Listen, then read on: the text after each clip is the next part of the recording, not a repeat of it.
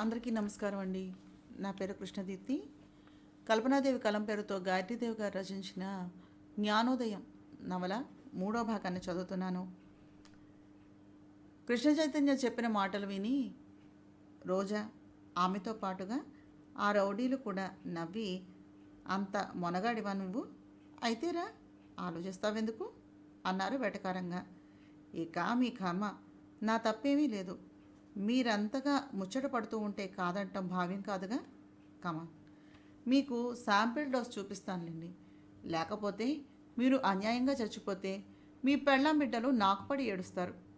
నలుగురు ఒక్కసారే రండి, ఎందుకైనా మంచిది అంటూ ఒక్కసారి చేతులను విదిలించి బిగించాడు. కండలు పేచినట్టుగా ఇనుప సదృశంగా మారిపోయింది అతని బాడీ అంతా. ఒక్కసారి వికటాటహాసాలను చేస్తూ వెళ్ళి కృష్ణ చైతన్య మీద కలబడ్డారు వాళ్ళంతా. ఆ నలుగురు కృష్ణ చైతన్య ఏం చేస్తాడా అన్నట్టుగా కళ్ళు పెద్దవి చేశారు. అంతే, ఒక్కసారి 4 మెరుపులు మెరిసినట్టుగా డుషుమ్ డుషుమ్ అని 4 సౌండ్లు వినిపించాయి. వెంటనే అంతంతలావు భారీ కాయాలతో గడ్డి బొమ్మల్లాగా ఎగిరి వెళ్ళి తలా చోట పడ్డ నలుగురు ఏదో రాక్షస హస్తం విసిరేసినట్టుగా కడుపులు పట్టుకుని నేల మీద పడి పొల్లెగింతలు పెడుతూ హాహాకారాలు చేస్తూ అరసోలెడు పైగా రక్తాన్ని కక్కుకున్నారు. బాధతో హాహాకారాలు చేస్తూ రోజా కళ్ళు భయవిహ్వలాలైపోయాయి. అంతవరకు కృష్ణ చైతన్య పర్సనాలిటీని చూసి భయపడ్డారే కానీ అతని శక్తి శౌర్యాలు చూసే అవసరం ఎవ్వరికీ రాలేదు. ఆ కాలేజీలోని జనానికి ఎప్పుడూ అలా తోచలేదు కూడా. నిలబడ్డ చోటు నుంచి అంగుళం కూడా కదలకుండా నలుగురు రౌడీల చేత మట్టి కర్పించినటువంటి కృష్ణ చైతన్య పరాక్రమ పౌరుషాలు చూసి దిగ్భ్రాంతులైపోయారంతా. రాధిక విస్మయచకితురాలైంది. కింద పడి ఏడుస్తున్న నలుగురిని సమీపించి వంగి చూస్తూ, నేను చెప్పానా? నా మాట వినకుండా ప్రాణం మీదకి తెచ్చుకున్నారు. శాంపిల్స్కే బేరం అన్నారు. నా ప్రతాపాన్ని చూస్తే ప్రాణాలు వదిలేసేవారేమో. Useless fellows. మంచి మాటలు ఎవ్వరికీ చెవికెక్కవు. ఇప్పుడు ఈ బాధపడుతున్నది మీరా అదా?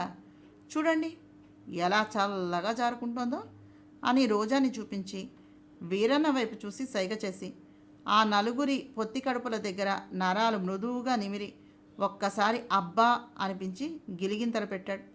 పొల్లి పొల్లి నవ్వి లేచారు నలుగురు. కృష్ణ చైతన్య పాదాల కింద సాష్టాంగ నమస్కారాలు పడిపోతూ, రక్షించారు దొర, మా ఆయువు కూడా పోసుకుని చల్లగా బతుకు. ఇంకెప్పుడు నీ మీద చెయ్యి చేసుకోం. బుద్ధి వచ్చేసింది దొర, క్షమించు అంటూ చెంపలు వేసుకుని లేచారు.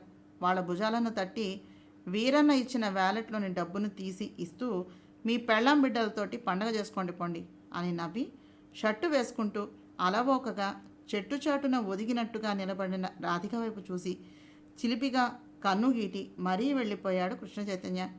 తను అక్కడ ఉన్నట్టుగా అతనికి ఎలా తెలుసా అని ఆశ్చర్యపోతూ ఎరుపెక్కిన వదనంతో క్లాస్ రూమ్కి నడిచింది రాధిక.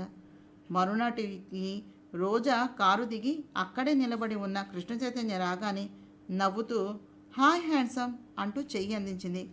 నవ్వుతూ ఆ చేతిని అందుకుని నొక్కాడు కృష్ణ చైతన్య. రోజా అతని భుజానికి చుట్టుకుపోయి అడుగులో అడుగు వేస్తూ నడుస్తూ ఉంటే చూసేవాళ్ళకి మతుడుపోయాయి.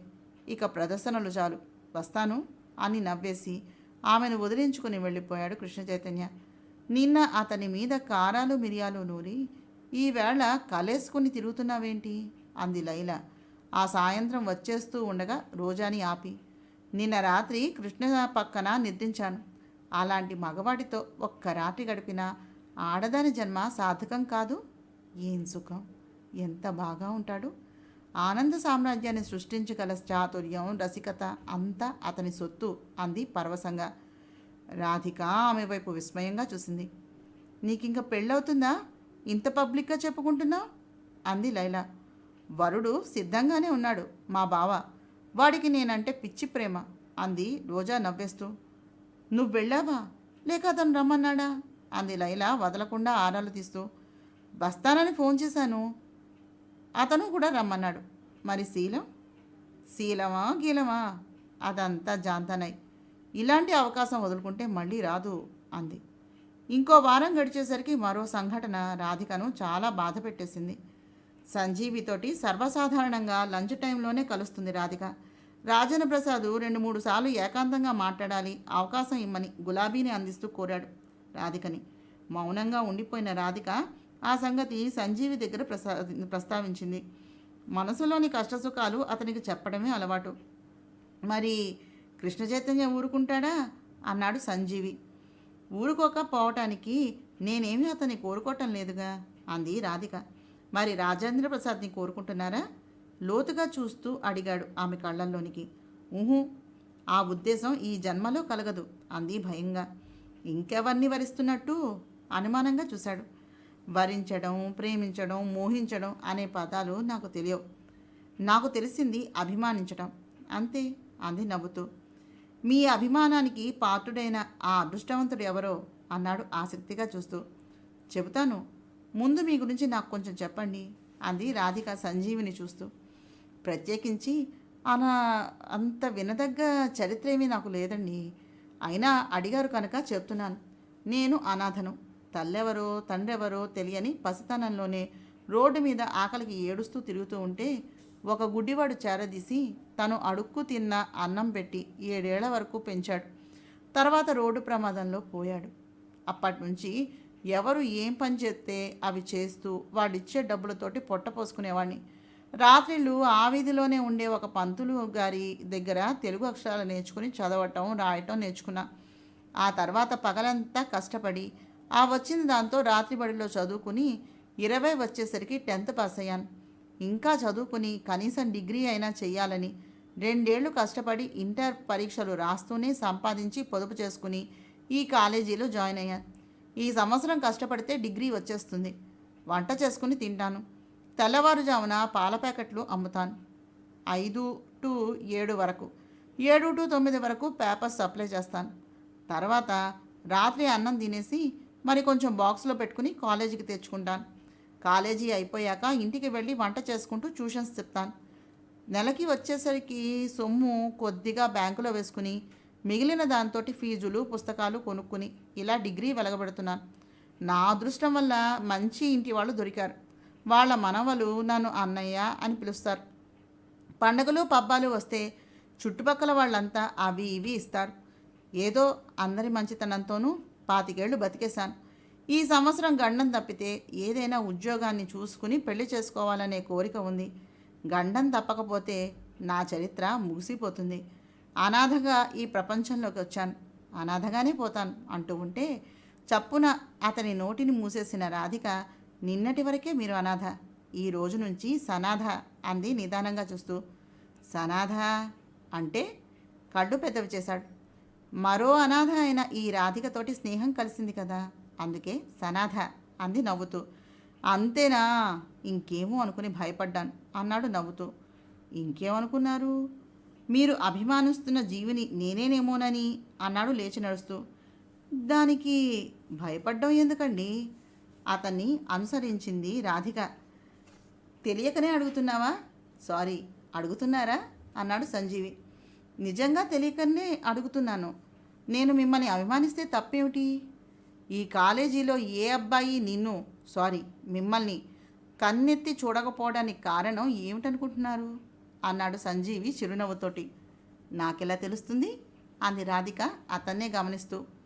నీ మీద కృష్ణ చైతన్య నీడ పడిందని తెలుసు కనుక ఏనాటికైనా నువ్వు అతని స్వంతమనే సంగతి ఈ జగం ఎరిగినటువంటి సత్యం. సారీ, మీరు అన్నాడు. సంజీవి, ఎందుకలా తబ్బిపోతారు? ఒకసారి నువ్వు, మరోసారి మీరు, ఏమిటిది? ఏకవచనంతో సంబోధించండి, పర్వాలేదు. నేను మీకన్నా చిన్నదానేగా. మీరు చిన్నపిల్లే, కానీ కాబోయే రాజవంశానికి చెందినటువంటి దేవేరిని మన్నించడం మా ధర్మం. నిజంగా దేవేరి అయినప్పుడు ఈ అల్పుడు గుర్తుంటాడా అని అన్నాడు. నేను రాణిని కాను, దేవేరిని కాను. ముందు కాస్త ఆ సంగతిని గుర్తించండి అంది. ఇందులో మీ ఇష్టానికి, అభిప్రాయానికి, స్వంత నిర్ణయానికి తావులేదండి. కృష్ణ చైతన్య మిమ్మల్ని మహారాణిని చేసే తీరుతాడు అనే సంగతి ఈ కాలేజీలో ప్రతి ఒక్కరికి తెలుసు. మా అందరికీ తెలిసిన సంగతి నీకు తెలియకపోవటమా? పిచ్చి పిల్ల. ఏనాడు అనుకున్నది సాధించకుండా కృష్ణ చైతన్య లేడు. నీకు ఒక అవకాశం ఇచ్చింది చిన్నపిల్లవని, చదువుకుంటావని, తనని అర్థం చేసుకుంటావనే కానీ నువ్విలా స్వంత నిర్ణయాలు తీసుకుంటావని తెలిస్తే నీ మాట ఎలా ఉన్నా నాకు ఆయువు తీరిపోతుంది అన్నాడు భవిష్యత్తుని దర్శిస్తున్నట్టుగా. అదే, ఆ అధికారం అతనికి ఎవరిచ్చారని? నన్ను నిర్దేశించి నియంత్రించి శాసించే హక్కు అతనికి ఎలా వచ్చింది అని అంది రోషంగా. నీకింకా తెలీదా? ఆ హక్కుని మొదట నువ్వే ఇచ్చావు, తర్వాత నిన్ను పెంచిన తల్లిదండ్రులు ఇచ్చారు, ఆ పైన ఈ సంఘం ఇచ్చింది. సంజీవి నవ్వాడు. నేనిచ్చానా? ఎప్పుడు? విస్మయంగా చూసింది. అతని మాటకు కట్టుబడి మళ్ళీ కాలేజీకి వచ్చావుగా. అది అతనితో పేచీ తెచ్చుకోవడం ఇష్టం లేక. ఇది అంతే, అతనితో పేచీ తెచ్చుకోవడం ఇష్టం లేకనే లొంగిపోతావు. పందెం కాస్తారా అంది ఆవేశంగా. నీ జాతకం నాకు తెలిసినప్పుడు పందాలు ఎందుకండి? కృష్ణ చైతన్య కౌగిలిలో కరిగేటప్పుడు ఈ సంజీవి నీకు గుర్తు రమ్మన్నా గుర్తుకురాడు. వస్తాను అని వెళ్ళబోతూ ఆగి, అక్కడెవరు? కృష్ణ చైతన్య దగ్గర అమ్మాయి అన్నాడు దూరంగా చూస్తూ. శోభలాగా ఉందే అంది రాధిక. ఉండడం ఏమిటి, శోభే అన్నాడు సంజీవి. శోభ పరుగెత్తుకుంటూ వెళ్ళిపోయింది. కృష్ణ చైతన్య అదోలాగా తల పంకించి వెళ్ళి గుర్రపు కోచులో కూర్చున్నాడు. అది కదిలి వెళ్ళిపోయింది. సంజీవి వెళ్ళబోతూ ఉంటే మీతోనే వస్తాను అంది రాధిక అతన్ని అనుసరిస్తూ. ఎందుకు? నొసలు ముడివేశాడు. మీ ఇంటి ఆయనకి జాతకం చూడడం బాగా తెలుసు అన్నారు కదా, చెప్పించుకుందామని. నీకు నమ్మకం లేదన్నావుగా. సరదాగా వినటానికి ఏమైంది? క్షణం తటపటాయించి సరే రా అన్నాడు సంజీవి. అతని వెంట రాధిక వెళుతూ ఉంటే చాలా దూరం నడవాలి. నడవలేవేమో, బస్సు ఎక్కేద్దాం అన్నాడు. ఎంత దూరం ఉంటుంది? 3 కిలోమీటర్లు ఉండొచ్చు. అయితే పర్వాలేదు, నడుచుకుంటూనే వెళ్దాం అంది రాధిక. ఇదే నా సామ్రాజ్యం అన్నాడు చిన్న రేకుల షెడ్డు తలుపు తీసి లోపలికి ఆహ్వానిస్తూ సంజీవి. రాధిక లోపలికి వచ్చి చూసింది. చాప, దిండు, దుప్పటి, బకెట్టు, చెంబు, చిన్న బింది, 2 గ్లాసులు, కంచము, చిన్న స్టవ్వు, 2 గిన్నెలు, డబ్బాలు, సీసాలు, చిన్న సంసారం, ఒక పెట్టే ఉన్నాయి. కూర్చో అని చూపించి పాలు తెచ్చి టీ కలిపి ఇచ్చి, రా ఇంటి ఆయనకి పరిచయం చేస్తాను అన్నాడు. చాలా చిన్నదైన ఆ రూమ్లో ఉక్కపోయటంతో లేచి యువతలకు వచ్చింది. ఇంటి వాళ్ళ ఇల్లు కూడా చాలా చిన్నది. ఇంటి ఆయన, భార్య, కొడుకు, బిడ్డలు ఇద్దరు. మొదటి భార్య పోవటంతో రెండో పెళ్లి చేసుకుని అమెరికా వెళ్ళిపోయాడు. నెలకి 2,000 పంపిస్తాడు. వాటితోటి పిల్లలకు చదువు చెప్పిస్తూ ఇంటి అద్దెలతోటి తన సంపాదనతోటి కుటుంబాన్ని పోషించుకుంటున్నాడు ఆయన. ఎవరికో ముహూర్తం పెడుతున్నాడు. పంచాంగాన్ని చూస్తూ కనిపించాడు. తాతగారు, ఈ అమ్మాయి మీ చేత తన జాతకం చెప్పించుకుందామని వచ్చింది అని పరిచయం చేశాడు సంజీవి. రాధిక వినయంగా నమస్కరించింది. ఒక్క క్షణం తాతగారు, అక్కడున్న జనం కూడా ముగ్ధులైపోయారు. రాధికను చూసి రెప్పవేయటం మర్చిపోయినట్టుగా ఉండిపోయారు.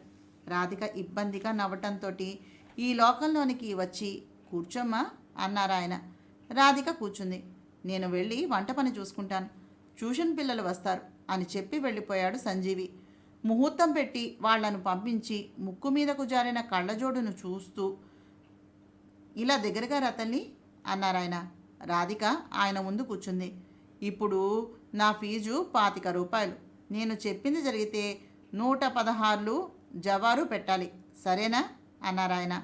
అలాగే అన్నట్టుగా తల ఊపి పర్సులో నుంచి 25 తీసిచ్చింది. చెప్పు, పేరేమిటి, ఏం చదవాలనుకుంటున్నావు అన్నాడు. Radhika BSc first year. నేను అనాథని అంది చెయ్యి చూపిస్తూ. నువ్వు అనాథమేమిటి తల్లి, నీ తల్లి తండ్రి బతికే ఉన్నారు. నీకో తమ్ముడు కూడా పుడతాడు.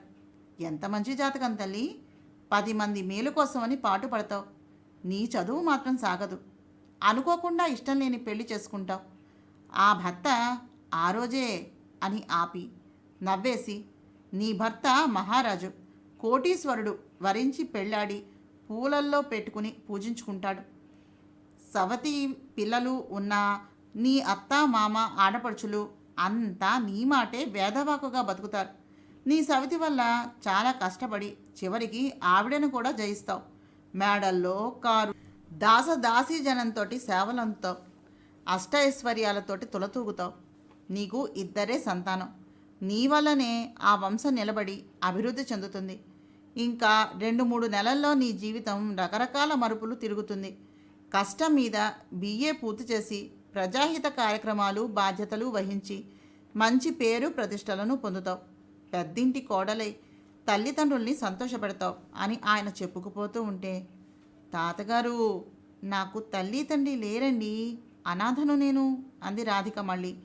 నేను కాదంటున్నానుగా, నీ తల్లి బాగా చదువుకుని మంచి సంపాదనతో ఉంటుంది, నీ తండ్రి మాత్రం కాయకష్టంతో అభిమానంతో బతుకుతున్నాడు. విడివిడిగా బతికే ఆ ఇద్దరిని నువ్వు నీ పెనిమిటి కలుపుతారు. దానికేం కానీ తాతగారు, నేను నేను నా జీవితం పెళ్ళైన వాడితో గడుస్తుందా లేదా బలాత్కారం ఏమైనా అంటూ ఆపేసింది కంగారుగా. నీతో ఇలాంటి విషయాలు చెప్పకూడదమ్మా, నీ చేతిలో రెండే దుర్గుణాలున్నాయి, విధి బలీయం తల్లి. బలాత్కారము వైధవ్య రేఖ నిన్నేమీ బాధ పెట్టవు. నేను చెప్పింది అక్షరం పొలుపదు. సంవత్సరం తర్వాత భర్తతోటి వచ్చి నాకు పట్టు పంచలు 10,000 రొక్కం ఇస్తావు చూడు అని ఇంకెవరో రావటంతో రాధికను పంపించేశారు. తర్వాత సంజీవి వచ్చి దిగబెట్టగా అన్యమనస్కంగా ఇంటికి వచ్చింది రాధిక. భోజనం చేస్తూ ఉండగా, రాధి అలా ఉన్నావేమ్మా అంది సుచిత్రాదేవి రాధిక తల మీద చెయ్యి వేసి నిమురుతూ. అమ్మగారు, జాతకాలు నిజమవుతాయంటారా అంది తటపటాయిస్తూ. నాకంత ఖచ్చితంగా తెలియదు. ఏ జాతకాలు చెప్పేవాళ్ళని చూసావా? నా చెయ్యి చూపించుకున్నాను. గుడ్. ఏం చెప్పాడు? వైధవ్యం అంటే భర్త పోవటమా? చచ్చా, అవేం మాటలు? చెప్పండమ్మా. బలాత్కారం అంటే తెలుసు, కానీ వైధవ్యం అవేమీ నమ్మకు. తెలిసి తెలియక ఏవో వాగుతూ ఉంటారు డబ్బుల కోసం. అదో బిజినెస్ అయిపోయింది. టేక్ ఇట్ ఈజీ అంది భుజాన్ని తడుతూ. ఇవన్నీ కాదు కానీ అమ్మగారు, ఆయన నా తల్లి తండ్రులు బతికే ఉన్నారని, వాళ్లను నేనే కలుపుతానని, నాకో తమ్ముడు కూడా పుడతాడని అన్నారాయన. దాన్ని బట్టి ఆయన చెప్పినదంతా అబద్ధం అనిపించింది అంది తేలికపడిన హృదయంతో రాధిక. రాధి, ఎవరే ఆయన? కొంచెం వణికే కంఠంతో అడిగింది. సంజీవి వాళ్ళ ఇంటి ఆయన అంటూ సంజీవితో స్నేహం గురించి చెప్పింది. రాధిక ఆ జాతకాన్ని అప్పుడే విస్మరించింది. కానీ సుచిత్రాదేవిలో ఏవో తెలియని అనుమానాలు, భయాలు, సంకోచాలు కలిగాయి. మరునాడు రాధిక వెళ్ళేసరికి కాలేజీ ఆవరణ అంతా జనంతోటి కిటకిటలాడుతూ గందరగోళంగా ఉంది. పోలీసులు కూడా కనిపించడంతో కంగారుగా వెళ్ళి లైలాని కలుసుకుంది. లైలా వేలు పెట్టిన వైపు చూసి ఉలిక్కి పడింది. అక్కడ శోభ శరీరం నీళ్లల్లో ఉబ్బి భయంకరంగా కనిపిస్తోంది. అరే, ఏం జరిగింది? ఎలా చనిపోయింది? పట్టుకుపోయే కంఠంతో ప్రశ్నించింది. గత సాయంత్రం సజీవంగా కనిపించిన శోభ ఇప్పుడు శవంగా. అయ్యో, ఏం జరిగిందో అదే తెలియటం లేదు. ఎవరో బలాత్కారంగా చెరిచి తోటలోని నూతిలో పడేశారట. ఉదయం వాచ్మ్యాన్ చూసి కంప్లైంట్ ఇచ్చాడు. నిన్న సాయంత్రం కృష్ణ చైతన్యతోటి తోటలో చూసిన వాళ్ళు అతని పనే అంటున్నారు. ఇంతవరకు మానభంగాలే చేశాడు, ఇప్పుడు హత్యలు కూడా చేస్తున్నాడన్నమాట. పాపం శోభ, తహసీల్దార్ గారికి ఒక్కతే అమ్మాయి. ఆ తండ్రి చూడు ఎలా ఏడుస్తున్నాడో. జిల్లా కలెక్టర్ గారు కూడా వచ్చారు అంది లైలా అటు చూపిస్తూ. రాధికకు గత సాయంత్రం తోటలో శోభతోటి కృష్ణ చైతన్య కనిపించిన దృశ్యం గుర్తుకు వచ్చి నిటారుగా మారింది. అయితే అతనే చంపి పడేశాడన్నమాట. రాధిక గుండెలు భగ్గుమన్నాయి. లైలా మాటలు నమ్మలేకపోయినా ఆమెకు ఆ దృశ్యం చూశాక కృష్ణ చైతన్య పట్ల ఏమాత్రమో ఉన్న ఆసక్తి ఉదాసీన దీపంలాగా గప్పుమంది. శవానికి ఫోటోలు తీస్తూ ఉండగా వచ్చాడు కృష్ణ చైతన్య. రాధిక అతన్నే అసహ్యంగా గమనిస్తోంది. శోభ బాడీని చూసి ఏమీ తెలియని వాడిలా నిర్ఘాంతపోయాడు. కళ్ళల్లో నీళ్లు జలజలా వర్షించాయి. అతను పోలీసు అధికారులతో ఏదో మాట్లాడుతున్నాడు. ఇతను మంచి నటుడు కూడా అన్నమాట అంది. ఆ కాలేజీ ఆ రోజుకి సెలవు దినంగా ప్రకటించడంతో నిరుత్సాహంగా వెనక్కి వచ్చేసింది. ఆ సంఘటన జరిగిన మరో 10 రోజులు కాలగర్భంలో అంతర్లీనమైపోయాయి. శోభ కేసు ఏమయ్యిందో తెలీదు. వేసవి ప్రతాపంతో పేగిపోతున్నటువంటి ప్రకృతిని కరుణించినట్టుగా ఆ రోజు కుండపోతగా కురుస్తోంది వర్షం. రాబోయే శ్రావణ మాసాన్ని ఆహ్వానం పలుకుతూ గ్రీష్మం వర్ష ఋతువుని కూడా విందుకి పిలిచినట్టుగా ఉంది. వరండాలో నిలబడి వర్షం వెలవటం కోసమని ఓపికగా చూస్తున్న జనం గంట తర్వాత వెలవటంతో ఒక్కొక్కరే వెళ్ళిపోతున్నారు. రాధిక కూడా తలమించి కొంగును లాక్కుని సంజీవి గొడుగు వేసుకుని బయలుదేరటంతో అతన్ని కలవాలని గబగబా రాబోతూ రాజేంద్ర ప్రసాద్ కారు అడ్డుపట్టంతో ఆగింది. రాధిక, కమాన్, గెట్ ఇన్ అన్నాడు చిరునవ్వుతో ఆహ్వానం చేస్తూ. నో థ్యాంక్స్ అనేసి ఆ కారును తప్పించుకుని 4 బారలు నడిచి కృష్ణ చైతన్య గుర్రపు కోచు పక్కన ఆగడంతో ఆగిపోయింది. నేను డ్రాప్ చేస్తాను రా రాధా, పైన ఏమీ బాగలేదు కదా అన్నాడు ఎంతో సౌమ్యంగా కృష్ణ చైతన్య. తల అడ్డంగా తిప్పి ఆ గుర్రపు కోచుని కూడా తప్పించుకుని వచ్చేసింది. కానీ ఎక్కడ వెనకాలే వచ్చి ఆ గుర్రపు కోచులోనికి లాగేస్తాడో అనే భయం మాత్రం వదలలేదు. ఏ కళ ఉన్నాడో. కృష్ణ చైతన్య గుర్రపు కోచ్ వెళ్ళిపోయింది.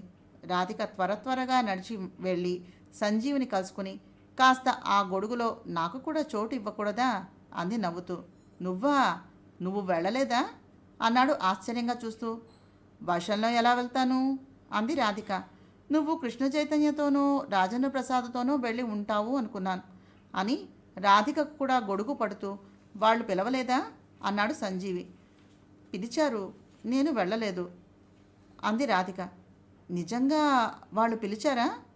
ఆహా, మరెందుకు వెళ్ళలేదు? ఇష్టం లేకనే. కృష్ణ చైతన్య గుర్రపు కోచుని, రాజేంద్ర ప్రసాద్ కారుని తిరస్కరించి నా గొడుగులో చోటు ఇమ్మన్నావంటే నేనేమనుకోవాలి? సంజీవి నొసలును ముడివేశాడు. ఇందులో అనుకోవటానికి ఏముంది అంది నవ్వేస్తూ. లేదు రాధిక, నీ ఆలోచన విధానం రాంగ్ రూట్లో ఉంది. కృష్ణ చైతన్య, రాజేంద్ర ప్రసాద్ లాంటి 2 కొండల మధ్యన నన్ను పొట్టేలును చేయకు. వాళ్ళని ఢీకొని బతకగల ధైర్యం లేని అతి పేదవాడిని నేను. నా బతుకు నన్ను బతకనివ్వు. ఇంతకాలం నేను నీతో స్నేహం చేసింది నీ మీద ఆశతో కాదు, అందమైన స్నేహితురాలు దొరికింది అనే ఆనందంతో. నాకెలాంటి ఆశలు కోరికలు లేవు. నువ్వు లేనిపోని ఆలోచనలను రేకెత్తించి నన్ను భ్రమలో పడేకు. నీ నీడను తాకే అర్హత కూడా లేని అల్పుణ్ణి. నీ పక్కన నిలబడే యోగ్యత ఎలా లభిస్తుంది? దేవతలా ఆరాధిస్తానే గాని భార్యలాగా భావించే అదృష్టం లేని అభాగ్యుణ్ణి. నాలో స్వార్థపూరితమైన ఆశలు, అందమైన భ్రమలు కల్పించి ఆకాశానికి నిచ్చెనలు వేయించకు. ఇంతటితోటి నన్ను నా కర్మానికి వదిలే అనేసి ఆమెను బస్సు ఎక్కించి ఓ విధంగా పిరికితనంతో పారిపోయాడు. దాదాపు మరో 10 రోజులు గడిచాక రాధిక సంజీవిని కలవలేదు. కానీ ఏదో ఒక సమయంలో అతను కనిపించి, హలో రాధిక, ఇంకా కోపం పోలేదా అని పలకరించిన నవ్వుతూ చేయి ఊపేసేవాడు. అయినా రాధిక మాట్లాడలేదు. అతని మాటలు ఆమెకు చాలా కష్టాన్ని కలిగించాయి. సంజీవి ఏమన్నా ఇంద్రుడా, చంద్రుడా, నలకుబేరుడా? ఎందుకు తనని ఆ విధంగా లేని ఉద్దేశాలతోటి అంటగట్టి బాధిస్తున్నాడు? పోనీ అంటే తనకు ఆశలు లేవంటూనే ఆశపడుతున్నాడా? రాధికకి కృష్ణ చైతన్య గుర్తుకొచ్చాడు. కూర్చో రాధా, కొంచెం మాట్లాడాలి అన్నాడు. ఆ రోజులాగా వెళ్ళగానే స్వీట్సు, పూలు ఇచ్చి పంపించేయలేదు. భయంగా అక్కడే నిలబడింది. సంజీవితోటి మొన్న అతని రూమ్కి వెళ్ళావు, క్షమించాను. తర్వాత నాతో రానని వాడి గొడుగులో దూరావు, సహించాను. ఆ రాజన్నగాడిచ్చే గులాబీని తీసుకుంటున్నావు, భరించాను. నేనిచ్చే పువ్వులు, స్వీట్లు మాత్రం నువ్వు వేలేసి ముట్టుకోకుండా ఎవరికో ఒకళ్ళకి ఇచ్చేస్తున్నావు. ఎందుకు ఇవన్నీ చేస్తున్నావు? నాకు ఇష్టం లేని పనులన్నీ ఇవి. నా ఇష్టానికి విరుద్ధంగా నువ్వు ప్రవర్తిస్తే ఏం జరుగుతుందో తెలుసా అన్నాడు తీక్షణంగా చూస్తూ కృష్ణ చైతన్య. రాధిక గొంతు తడే ఆరిపోయింది. అరచేతుల్లో చెమటలు పట్టాయి. నువ్వు ఎప్పుడు ఏం చేస్తున్నా నాకు తెలిసిపోతుంది. నా కంటికి నచ్చి మనస్సు దోచుకున్నటువంటి నిన్ను పవిత్రంగా ఎందుకు ఉంచేశానో తెలుసా? తీవ్రంగా చూస్తూ అడిగాడు. రాధిక తల ఎత్తలేదు. నిలువెల్లా వణుకు పుట్టుకొస్తోంది. డోంట్ వర్రీ, భయపడకు. ముందిలా కూర్చో. ఏమిటలా వణికిపోతున్నావు? ఇదంతా భయమేనా? ఏం చేస్తానని? చిరునవ్వుతోనే చెయ్యి పట్టుకుని లాగి తన పక్కన కోలేసి జేబులో నుంచి కర్చీఫ్ తీసి చెమటలను అద్దపోయాడు. అతనికి తగలకుండా దూరంగా జరిగి పైట కొంగుతోటి తనే చెమటలు ఒత్తుకుంది. నేను నిన్ను ముట్టుకుంటే మైలపడిపోతావా? ఎందుకలా దూరంగా జరిగిపోతున్నావు? నా దృష్టిలో పడ్డాక నా స్వంతం కాక తప్పదు, నా కింద నలగక తప్పదు. బొత్తిగా చిన్నపిల్లవని, అందులో నన్ను చూసి భయపడుతున్నావని, చదువుకోవాలనే నీ ఆసక్తిని పాడు చేయకూడదని నేను ఓపిక పడుతున్నాను. నీ స్వేచ్ఛా స్వాతంత్రాలను హరించటం ఇష్టం లేక దూరంగా ఉంచేస్తున్నాను. ఏమీ చేతకాక కాదు, నా కంటపడ్డాక ఇన్నాళ్ళు పవిత్రంగా ఏ ఆడపిల్ల లేదు. నువ్వు ఉన్నావు అంటే అది నీ గొప్పేమీ కాదు. నేను నునులేత సౌందర్యాన్ని చెరపట్టడం, బలాత్కరించడం, మొరటుగా నీ యవ్వనాన్ని రేకులు చిదిమి రాక్షసంగా ఆస్వాదిస్తే నువ్వేమైపోతావో అనేటటువంటి భయ సంకోచాలు నా చేతులకి సంకెలాలు వేసి ఆపేస్తున్నాయి. లేకపోతే ఈసరికి ఈ కృష్ణ చైతన్య ప్రియురాలిగా మారిపోయి ఉండేదానివి. నాలో పశుత్వాన్ని రాక్షసత్వాన్ని నిద్రలేపకు. నాకు తెలుసు నీ మానసిక స్థితి నా పట్ల ఎలా ఉంటుందో. ఈ కాలేజీలో రాజేంద్ర మనుషులు నా గురించి చేసేటటువంటి ప్రోపకాండలు అంతా విని నన్ను నరరూప రాక్షసుడిగా, కన్యల మానప్రాణాలు బలిగొనే దానవ చక్రవర్తిగా, దుర్మార్గుడిగా, దుష్టుడిగా, మానవత్వం అంటే ఏమిటో తెలియని కర్కోటకుడిగా ఊహించుకుని దగ్గరవ్వటానికి బదులు దూరం అయిపోతున్నావు. అదంతా ఆ లైలా రాజేంద్రలు చేసే ప్రచార మహత్యం తప్ప అందులో లేసవంతైనా సరే నిజం లేదు. ఆ సంగతి ఇప్పుడు కాకపోయినా ఎప్పటికైనా నువ్వు గ్రహించి తీరతావు. అయితే నా బాధల్లా నువ్వు ఆ విషకుంభం లాంటి రాజేంద్రగాడి మాటలు నమ్మి ఎక్కడ వాడి మాయ మాటల్లో పడిపోయి మోసపోతావేమోనని భయం. అందుకే నేను నా దానిగా మార్చుకుని తీసుకుని వెళ్ళి సురక్షిత ప్రదేశం చేర్చాలని నా మనస్సు తహతహలాడిపోతోంది. అయినా ఎందుకని నేను స్వేచ్ఛగా వదిలేస్తున్నానో తెలుసా? కాలేజీ లైఫ్ జీవితంలో మళ్ళీ రాదు. ఈ టీనేజీ కల్లా కపటానికి తెలియనటువంటి వయస్సు. ఈ దశలో అమ్మాయిలు అబ్బాయిలు ప్రేమ అనే 2 అక్షరాల మత్తులో పడి అది సఫలం కాకపోతే విఫల మనోరథులై పాడైపోతున్నారు. ఆ రకమైనటువంటి ప్రేమ కాక అసలైనటువంటి ప్రేమ గురించి నువ్వు తెలుసుకుని నన్ను ప్రేమించాలి అనేది మాత్రమే నా ఆశ. దానికి మన ఇద్దరి మధ్యన ఈ భయం అనేది ఉండకూడదు. స్నేహము, పరిచయము, ఆత్మీయత కావాలి. అవి ఈ కాలేజీ వాతావరణంలో దొరికేలా కనిపించటం లేదు.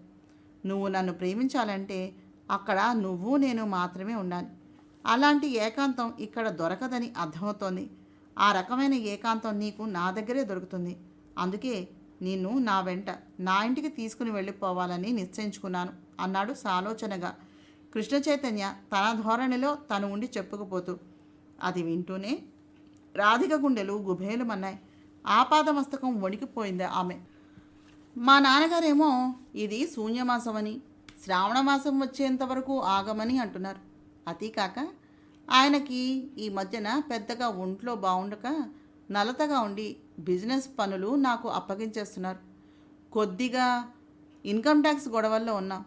ఈ పరిస్థితుల్లో నిన్ను తీసుకుని వెళ్ళి లంకంత కొంపలో ఒక్కదాన్ని వదిలేస్తే బోర్ ఫీల్ అవుతావేమోనని జంకుతున్నాను. అంతా నీ ఇష్టమేనా? నా అంగీకారం అవసరం లేదా? నన్ను ప్రేమించే తల్లి తండ్రి ఒప్పుకోవద్దా? అయినా నన్ను ఏ అధికారంతో తీసుకుని వెళ్తావు? నీకున్న హక్కు ఏమిటి అని నువ్వు ఈ ప్రపంచము కూడా నన్ను నిలదీయవచ్చు. దానికి నా సమాధానం ఒక్కటే, నువ్వు నా ఊహాసుందరివి కావటం. నా చిన్నప్పటి నుంచి నేను నా ప్రణయ సుందరి ఎలా ఉండాలని ఊహించుకుని నీ చిత్రాలు గీశానో ఆ చిత్రాల్లోని రూపం ఊపిర్లు పోసుకుని నీ మూర్తివంతమైనటువంటి ఆకృతితోటి నా కంటి ముందు సాక్షాత్కరించింది. ఊహ తెలిసిన క్షణం నుంచి నేను ఆరాధించే నా ఆరాధ్య దేవతవి నువ్వే. నాది అనుకునే వస్తువుని మరెవ్వరికీ అందనంత భద్రంగా దాచుకోవటం నాకు చిన్నప్పటి నుంచి ఉన్న అలవాటు. అందుకే నిన్ను పెంచిన వాళ్ళకి, సంఘానికి, చట్టానికి, కట్టుబాట్లకు, చివరికి ఈ ప్రపంచానికి ఎదురు తిరిగి నీ కోసం పోరాడగలను. నిన్ను నాకు దక్కించుకోగలను. ఆ శక్తి సామర్థ్యాలు నాకు పుష్కలంగా ఉన్నాయి. అయితే పసితనం వీడని నీ అమాయకమైనటువంటి హృదయం గాయపడకూడదని నీ అంగీకారం కోసమని వెయిట్ చేస్తున్నాను. అందుకనే నిన్ను స్వేచ్ఛగా, స్వాతంత్రంగా, పవిత్రంగా వదిలేశాను. నువ్వు కోరుతున్నంత చదువు నీకు చెప్పించగలను. నీ కోసం ఏమైనా చేయగలను. బట్ నువ్వు పరాయివాడి నీడను కూడా తాకకూడదు. ఆ విధంగా ఉంటాను, ఉండగలను అని నువ్వు నాకు ప్రామిస్ చేయగలవా అని చెయ్యి చాపి అడిగాడు కృష్ణ చైతన్య. వెంటనే ఉంటాను అన్నట్టుగా అంగీకారం సూచకం కింద చెప్పింది. నాకు కావాల్సినది నువ్వు నా చేతిలో చెయ్యి వేసి వాగ్దానం చేయటం, తల ఊపటాలు కావు. నీకు మాటలు రావా? ఎందుకా మౌనం? నా ముందు మాట్లాడితే ఏమైనా ముత్యాలు రాలిపోతాయా? అవి నేను ఏరుకుంటాననే భయం ఏమైనా ఉందా అన్నాడు కినుకగా చెయ్యి చాపి మూతి ముడుస్తూ. ఎంత ఆపినా ఆగని నవ్వు ఒకటి బయటకు వచ్చేసింది రాధిక పెదవుల మీదకు దూకుతున్నట్టుగా. అతని చాపి ఉన్న చేతిలో తన చేతిని వేసేసింది నిస్సంకోచంగా. అప్పటికి ఆ ప్రమాదం తప్పడమే ఆమెకు కూడా కావాల్సింది. తన చేతిలోని లేత తమలపాకు లాంటి ఆమె చేతిని మృదువుగా నొక్కి సున్నితంగా పెదవులకు చేర్చుకుని ముద్దాడి, చూస్తాను ఈ మాట నువ్వు ఎంతకాలం నిలబెట్టుకుంటావో.